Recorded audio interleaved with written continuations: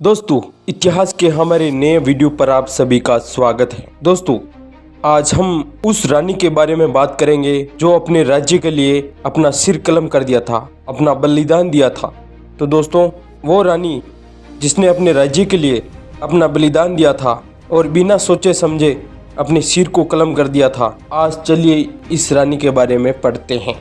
कहानी है राजस्थान की और एक रानी के ऐसे बलिदान की जिसकी कल्पना भी नहीं की जा सकती है। हम बात कर रहे हैं हाड़ी रानी की, जिनके बलिदान के किस्से इतिहास के पन्नों में स्वर्णिम अक्षरों में अंकित है। मातृभूमि के खातिर अपना सिर कलम करने से पहले एक बार भी नहीं सोचा और खुशी खुशी अपनी बलि चढ़ा दी। हाड़ी रानी के बलिदान की कहानी सुनकर लोगों का मन विचलित हो जाता है। उन्होंने मेवाड़ के लिए जो किया उसे आज भी याद किया जाता है और लोग उनकी पूजा करते हैं। उनके महल में आज भी लोग उनकी वीर गाथा को महसूस कर सकते हैं। आज हम आपको हाड़ी रानी के इस बलिदान की पूरी कहानी बताने जा रहे हैं। तो चलिए जानते हैं मेवाड़ की वीरांगना हाड़ी रानी के बारे में। दोस्तों, हाड़ी रानी राजस्थान के महाराजा हाड़ा चौहान राजपूत की बेटी थी। उनकी शादी मेवाड़ के सुलुम्बर के सरदार रतन सिंह चुंडाव से हुआ था। शादी के कुछ ही दिन बाद उनके पति सरदार रतन सिंह को एक युद्ध में जाना पड़ा।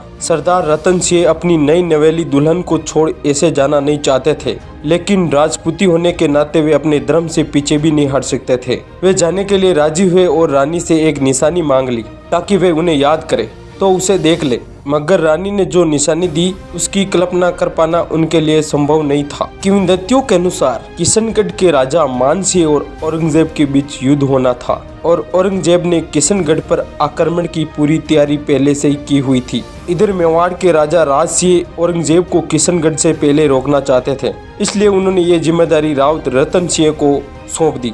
रतन सिंह की शादी को कुछ ही दिन हुआ था और उन्हें अपनी रानी से दूर होना खल रहा था। युद्ध में जाने का मन न हो तो भी उन्हें जाना पड़ा, लेकिन जाने से पहले उन्होंने अपने सैनिक को रानी से उनकी निशानी मांगी ताकि युद्ध में उन्हें रानी की जुदाई का एहसास न हो। हाड़ी रानी समझ चुकी थी कि उनके प्रति प्रेम के मोह में है और शायद वे अपना काम ठीक से न कर पाए। यह सोचते हुए उन्होंने रतन सिंह के लिए एक पत्र लिखा और पास रखी तलवार से अपने सिर को कलम कर दिया था। सैनिक आंखों में आंसू लिए उनका सिर और पत्र रतन सिंह को देने पहुंच गया, जिसे देखकर रतन सिंह भी खुद को रोक नहीं पाए। दोस्तों, उस पत्र में क्या लिखा था? हाड़ी रानी ने अपना सिर कलम करने से पहले जो पत्र रतन सिंह के लिए लिखा था, जिसमें उन्होंने अपने पति की हौसला अफजाई की थी। हाड़ी रानी ने उन्हें युद्ध में आगे बढ़कर दुश्मनों को रोकने के लिए प्रेरित किया था। उन्होंने रतन सिंह पर पूरा विश्वास दिखाते हुए लिखा था कि वे इस काम को पूरी कुशलता से कर सकते हैं। इस पत्र को पढ़कर रतन सिंह खुद को रोक नहीं पाए और हाड़ी रानी का सिर अपने कंधे में बांधकर युद्ध के लिए तैयार हो गए। यह हाड़ी रानी का विश्वास था कि वे युद्ध जीतेंगे और ऐसा ही हुआ। हाड़ी रानी ने मेवाड़ के लिए बिना सोचे समझे खुद को कुर्बान कर दिया और हमेशा के लिए इतिहास के पन्नों में दर्ज हो गई। आज भी हाड़ी रानी के बलिदान को मेवाड़ के लोग याद करते हैं।